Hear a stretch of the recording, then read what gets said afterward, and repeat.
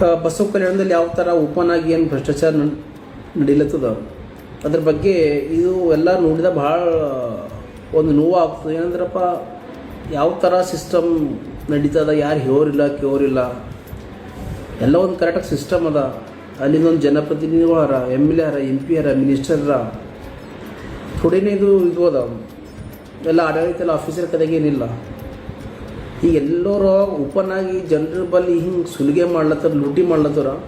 ಈ ಜನಗಳು ಹೋಗ್ಬೇಕಿಲ್ಲಿ, ಯಾರಿಗೆ ಹೇಳಬೇಕು? ಮತ್ತು ನಮ್ಮ ಜನಗಳು ಭೀ ಏನ್ರಿ ಎಲ್ಲ ಸೆಟ್ ಆಗಿಬಿಟ್ರೆ ಎಲ್ಲ ಅವ್ರವ್ರಿಗೆಲ್ಲ ಇದನ್ನ ಕಾಮನ್ ಅದ ಕೊಟ್ಟು ಯಾರು ಬಲ್ಲಿ ಭೀ ಇದು ಇಲ್ಲಗಿ ನಾವೊಂದು ಅವಾಜ್ ಇರ್ತಾರೆ ಏನೋ ಎಷ್ಟು ದಿನ ಅಂತ ಹಿಂಗೆ ಮಾಡ್ರಿ. ಒಬ್ಬರು ಬಲ್ಲಿ ಭೀ ಇದು ನಂಗೆ ಕಾಣ್ತಾ ಇಲ್ಲ. ಇದ್ರಾಗ ರಾಜಕಾರಣಿಗಳು ಎಷ್ಟು ತಪ್ಪದ ಅಷ್ಟು ತಪ್ಪು ಭೀ ನಾವು ಎನಿಸ್ತೇವೆ, ಜನಗಳಿಗೆ ತಪ್ಪದ. ಯಾಕಂದ್ರೆ ಯಾರೂ ಮುಂದೆ ಬರ್ತಾನೆ ಇಲ್ಲ. ಸಿಸ್ಟಮ್ ಸಂಗಟ ಎಲ್ಲರೂ ಸೆಟ್ ಆಗ್ತಾ ಇದ್ದಾರೆ. ನೀವು RTO ಆಫೀಸಿಗೆ ಹೋಗಿ ರೊಕ್ಕಲ್ದಿನ ಕೆಲಸ ಆಗಲ್ಲ, ತಹಸೀಲ್ಗೆ ಹೋಗಿ ರೊಕ್ಕಲ್ದಿನ ಕೆಲಸ ಆಗಲ್ಲ, ಮುನ್ಸಿಪಾಲ್ಟಿಗೆ ಹೋಗಿ ರೊಕ್ಕದ ಕೆಲಸನೇ ಆಗಲ್ಲ. ಒಂದು ಯಾವಾಗ ಭೀ ನೀವು ಏನು ಭೀ ತೊಗೊಳಕ್ಕೆ ಸಿಗ್ನೇಚರ್ ಮಾಡ್ಲಿಕ್ಕೆ ಹೋದ್ರೆ ರೊಕ್ಕ ಅಂದ್ರೆ ಇಷ್ಟು ಭ್ರಷ್ಟಾಚಾರ ಆಗ್ಯದ. ಅದು ಕಂಟ್ರೋಲ್ ಮಾಡೋದು ಕಂಟ್ರೋಲ್ ಯಾರು ಮಾಡಬೇಕಂದ್ಮೇಲೆ, ಯಾಕಂದ್ರೆ ಅದು ಅದರಿಂದ ಎಲ್ಲರಿಗೆ ಪ್ರಾಫಿಟ್ ಆಗಲತ್ತು. ಆಫೀಸರ್ ಇರಲಿ, ಜನಪ್ರತಿನಿಧಿಗಳಿಗಿರಲಿ. ಈಗ ಅಲ್ಲಿಂದ ನಮ್ಮ ಶಾಸಕರು ಇದ್ದಾರೆ, ಚಾಲು ಸಲ್ಗಾರ್ ಅವರು. ಈಗ ಅವ್ರು ಆ್ಯಕ್ಚುಲಿ ಕರ್ತವ್ಯ ಇರೋದಪ್ಪ ಅಂದ್ರೆ ನಮ್ಮದು ಆಡಳಿತ ಸುಧಾರಿಸಬೇಕು.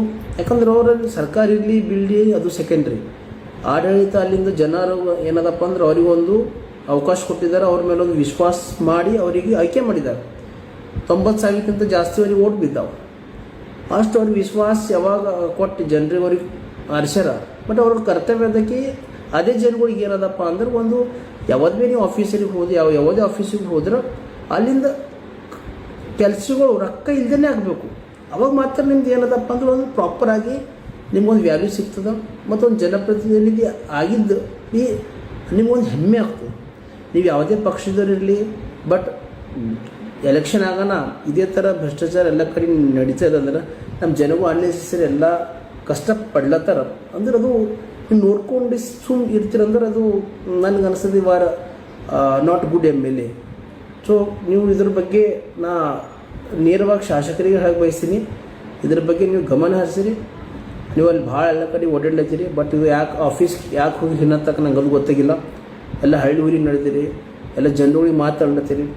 ಸಡನ್ನಾಗಿ ಆಫೀಸ್ಗೆ ಹೋಗ್ರಿ, ಸಡನ್ನಾಗಿ ಅಲ್ಲೂ ನೀವು ಏನದಪ್ಪ ಅಂದ್ರೆ ಏನು ಕಷ್ಟ ನಡೆದದ ಆನ್ ದ ಸ್ಪಾಟ್ ಆಗಿ ಅಲ್ಲಿ ನೀವು ಹೋಗಿ ಅವರಿಗೆಂದ ವಿಚಾರಣೆ ಮಾಡಿರಿ.